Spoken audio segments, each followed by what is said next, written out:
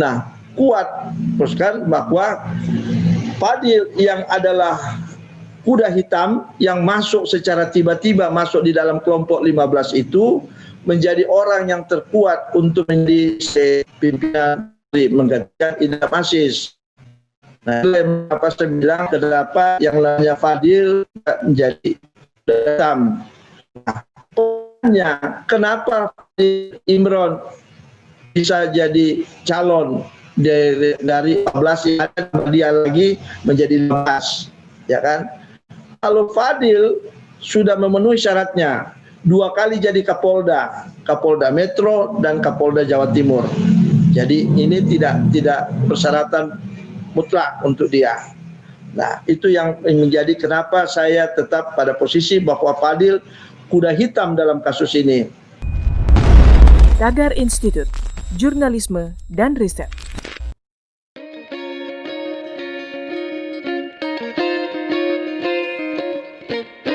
Halo Tagarians, para penonton Tagar TV dan juga pembaca Tagar ID, apa kabarnya? Senang sekali saya Kori Olivia bisa kembali menemani Anda di Tagar TV. Hari ini kita mau bahas tentang Kapolri Jenderal Idham Aziz yang akan pensiun awal Februari 2021. Kira-kira siapa yang akan menggantikannya? Kapolda Metro Jaya, Inspektur Jenderal Fadil Imran disebut-sebut akan menjadi kuda hitam pengganti Kapolri Idham Aziz. Benarkah? Apa keistimewaannya? Apa tidak ada kandidat lain? Untuk membahasnya lebih lanjut, saat ini saya sudah bersama dengan Bapak Upa Labuhari, pengamat kepolisian. Halo Pak Upa, apa kabar Pak? Ya, Olivia, terima kasih. Pak Upa, Anda memprediksi Fadil Imran akan menggantikan Kapolri Idham Aziz. Ini kenapa Pak bisa sampai prediksi seperti itu Pak? Oke, saya bicara dulu Undang-Undang Kepolisian Nomor 2 Tahun 2002 menyebutkan bahwa Kapolri itu diangkat dan diberhentikan oleh Presiden. Sebelum diangkat dan sebelum disahkan oleh Presiden harus dibawa dulu ke Komisi 3 DPR untuk dimintai diikuti tes. Namanya propes tes itu di DPR. Jadi undang-undang itu mengatakan sedemikian rupa dan disebutin bahwa seorang calon Kapolri itu minimal berpangkat Letnan Jenderal. Artinya dia harus berbintang 3 dan dia punya kriteria bahwa kriteria ini kemudian gugur. Kenapa? Karena hanya sekali saja bisa. Yang penting pernah jadi Kapolda, ya kan? Nah, karena itu maka di Polri sekarang ini ada 14 Letnan Jenderal polisi. Ada 14 orang. Nah, inilah semua 14 menjadi calon perwira tinggi Polri yang akan jadi calon Kapolri. Dan mereka masuk bursa itu 14 orang. Nah, 14 orang ini juga bisa ditambah dengan mereka yang berbintang 2, tapi posisinya berbintang 2 ini harus tetap dia dilantik menjadi bintang 3. Tidak boleh dia bintang 2 terus langsung jadi Kapolri. Enggak, harus menjalani dulu proses bintang 3 baru bintang 4, ya. Tanya itulah sejarahnya kenapa 14 calon ini harus dimajukan ke presiden untuk dipilih, lalu pemilihan presiden dimajukan ke DPR, ya. Jadi 14 orang itu. Nah, sesuai dengan syaratnya. Sekarang 14 orang itu siapa-siapa saja yang bisa menjadi calon Kapolri. Nah, kalau menurut saya figur yang kuat adalah jadi calon Kapolri ada 3. Satu adalah Wakapolri Gatot Edi, yang kedua Listiono Kabareskrim, dan ketiga itu adalah Kabaharkam Komjen siapa namanya, ya. Jadi ada 3 calon di situ. Kalau posisi yang sekarang ini, sekarang kenapa masuk Fadil Imran? Nah, Fadil Imran masuk ke dalam posisi ini karena ada tanda bahwa Fadil Imran akan lama duduk di posisi duduki bintang 3, sehingga posisinya dia akan menjadi bintang 3 dalam waktu sebelum Idam Aziz diganti pada bulan Februari. Jadi posisinya seperti itu. Nah, kalau itu terjadi, maka posisi itu akan menjadikan bahwa Idam Aziz juga sebagai calon dari 15 orang itu, 15 inilah jadi calon. Nah, kuat teruskan bahwa Fadil yang adalah kuda hitam yang masuk secara tiba-tiba masuk di dalam kelompok 15 itu menjadi orang yang terkuat untuk menjadi pimpinan menggantikan Idam Aziz. Nah, itu apa saya bilang kenapa yang namanya Fadil menjadi kuda hitam. Nah, kenapa Fadil Imran bisa jadi calon dari 14 yang ada, dia lagi menjadi 15, ya kan? Kalau Fadil sudah memenuhi syaratnya, 2 kali jadi Kapolda Metro dan Kapolda Jawa Timur. Jadi ini tidak persyaratan mutlak untuk dia. Nah, itu yang menjadi kenapa saya tetap pada posisi bahwa Fadil kuda hitam dalam kasus ini.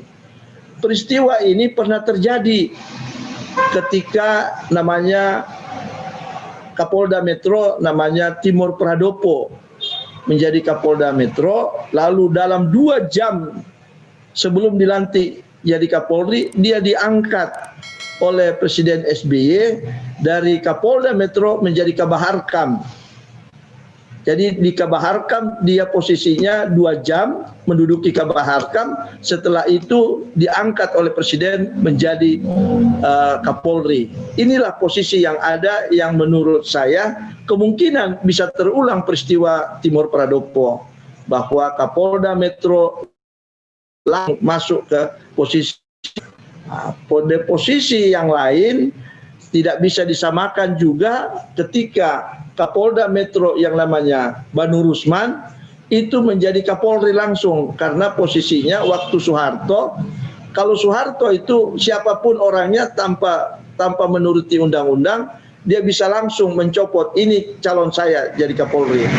Jadi Banu Rusman menurut Soeharto pantas jadi Kapolri, sehingga jadilah Banu Rusman sebagai orang pertama Kapolda Metro menjadi Kapolri. Lalu orang kedua adalah Timur Pradopo. Nah, saya menjadikan kuda hitam kepada Idam karena posisinya seperti itu. Jadi saya kira itu kenapa Fadil bisa jadi kuda hitam. Kasus-kasus besar apa saja nih Pak yang pernah ditangani Fadil Imran? Di polisi itu bukan kasus yang ditangani, Jadi jangan melihat seorang pemimpin polisi itu dengan kasus yang pernah ditangani. Kalau kita cari begitu, itu sangat sulit. Nah, kita mau cari contoh. Profesor Awaludin tidak pernah menangani kasus, tapi dia jadi Kapolri. Jadi kalau itu yang dipakai standarnya tidak benar. Tapi yang dipakai standar adalah kepemimpinan, bahwa dia bisa memimpin, itu yang menjadi patokan kita. Karena di dalam undang-undang kepolisian juga mengatakan bahwa dia pantas untuk bisa memimpin. Nah, ini kan kepemimpinan yang bicara, bukan keberhasilan. Kalau bicara keberhasilan, Fadil juga banyak. Bagaimana dia bisa menangkap namanya Hercules, bisa menangkap namanya John Kay, yang adalah biang pelaku kejahatan, ditangkap Habib Rizik sebagai tersangka, dan Habib Rizik ditahan oleh Fadil beberapa lamanya sebelum kasus itu dinyatakan dihentikan. Jadi kalau bicara tentang keberhasilan Fadil memimpin, itu saya kira bukan itu, bahwa dia bisa menangkap, mencegah kejahatan, yaitu lain lagi. Tapi kepemimpinan Fadil bisa diayomi sebagai pemimpin Polri. Buktinya, ketika dia jadi Kapolda di Jawa Timur, bagaimana Kapolsek yang tidur di ketika rapat langsung ditegur, Kapolsek copot dia. Begitu, artinya kepemimpinan jelas nyata bahwa dia bisa jadi pemimpin, bukan keberhasilan dalam melaksanakan tugas. Nah itu juga betul bahwa itu menjadi standar keberhasilan, tapi bukan itu patokannya. Patokannya adalah bagaimana dia bisa memimpin polisi yang jumlahnya 450.000 orang di seluruh Indonesia. Sanggupkah Fadil melaksanakan itu? Kalau menurut saya sanggup dia melaksanakan itu. Kenapa? Karena dia di Jawa Timur aja dia bisa memimpin hampir 50.000 orang.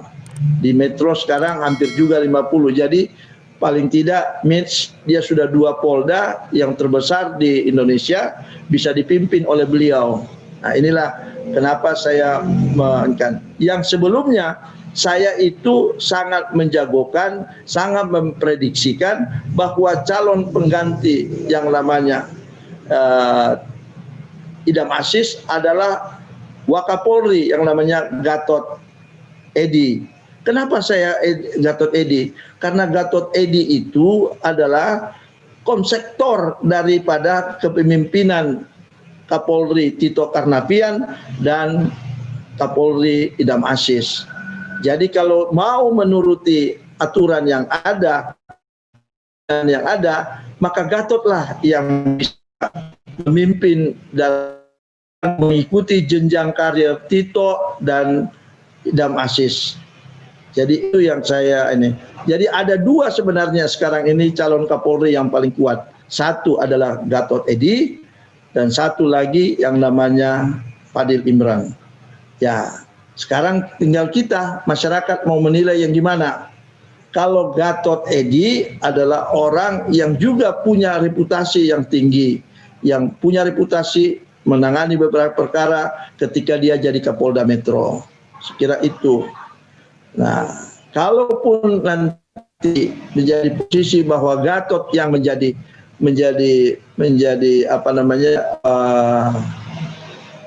terbaik, maka Fadil harus cepat-cepat juga dijadikan bintang. Apakah dia kabar reskrim atau apa? Karena Fadil punya kemampuan yang luar biasa memimpin Polri, sehingga ini relasinya jalan, tidak sepotong-sepotong.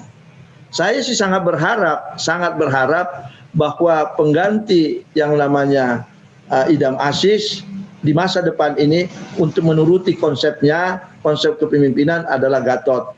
Setelah Gatot baru masuk namanya Fadil Imran. Tapi sekarang kelihatan bahwa image masyarakat berkeinginan kepada Fadil. Nah itu juga dimungkinkan. Jadi ada 2 nih calon kuat sekarang ini, yaitu Gatot Edi dan Fadil. Sementara ada katanya kabar reskrim juga kuat sebagai geng dari Solo.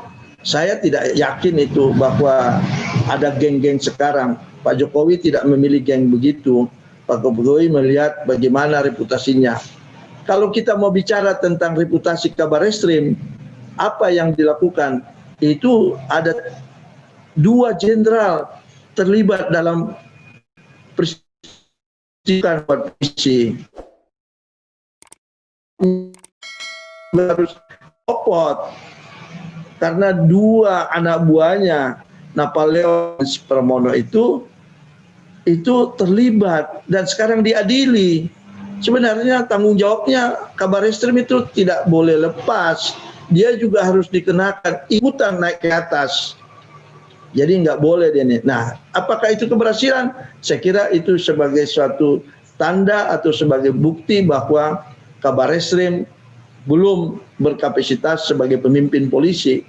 Saya kira begitu, Rica. Baik, kalau kita kembali ke Fadil Imran, Pak. Fadil Imran kan pernah menangani kasus chat mesum Rizik Syihab ya. Kemudian sekarang menggantikan Kapolda Metro Jaya yang dicopot karena membiarkan Rizik Syihab melanggar protokol kesehatan. Ini 2 peristiwa beririsan dengan urusan Rizik Syihab. Apakah ini kebetulan belaka, Pak? Saya nggak tahu apakah ini kebetulan atau tidak, tapi pada posisinya ya itu kenyataan yang harus kita hadapi. Nah sekarang kenyataan yang dihadapi oleh Fadil bahwa FPI sangat berkeinginan ada pertemuan lagi, tapi Fadil menunjukkan kepemimpinannya bahwa tidak ada orang bisa mengadakan suatu pertemuan atau pertemuan yang melebihi 5 orang. Berkumpul-kumpul, nggak boleh. Itu ketegasannya Fadil. Jadi saya kira inilah yang jadi cikal bakal kenapa Fadil bisa memimpin untuk menghadapi kasusnya Rizik.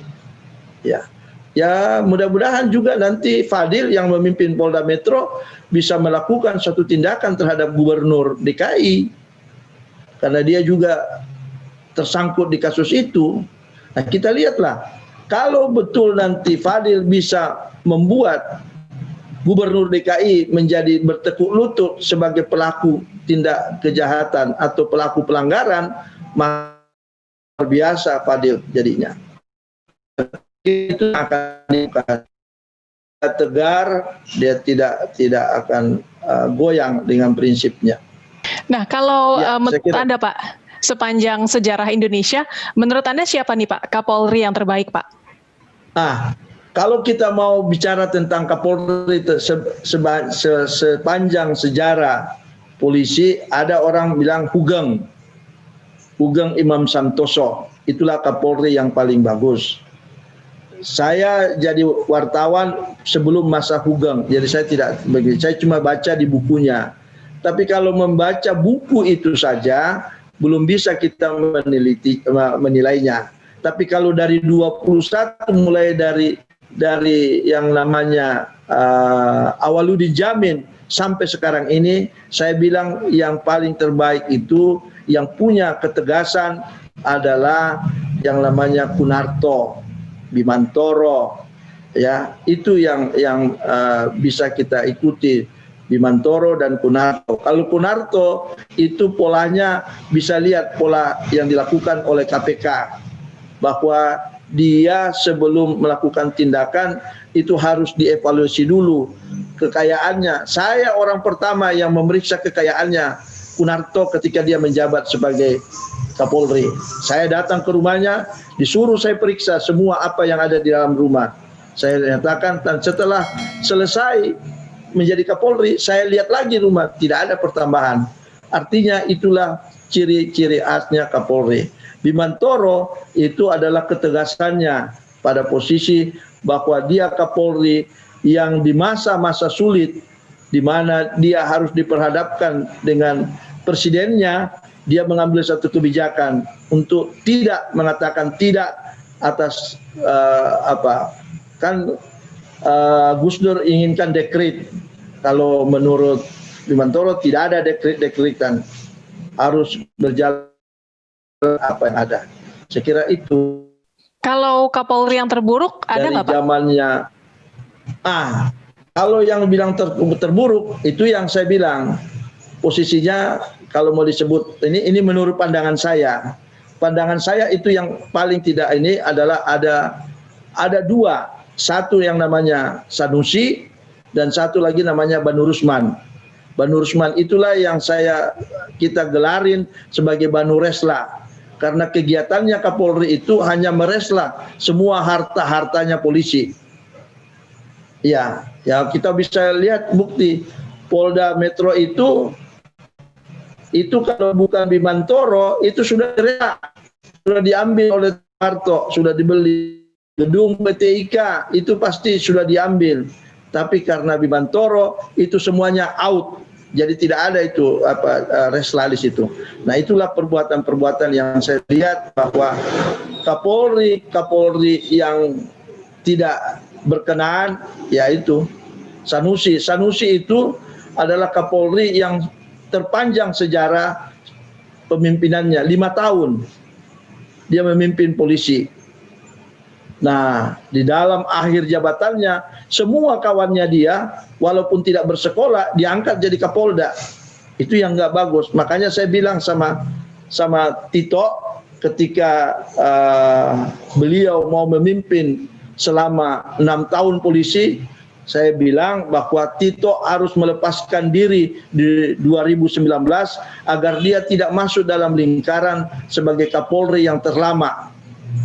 Cukuplah Tito bertugas sebagai 4 tahun. Dengan 4 tahun sudah cukup kenyang, dia punya pengalaman untuk memimpin polisi. Jadi jangan dia masuk ke langkah 6 tahun. Karena kalau masuk dalam longkar itu, maka semua kawan-kawan Tito nanti akan jadi Kapolda ataupun pejabat di kepolisian. Nah, itu yang tidak bagus. Karena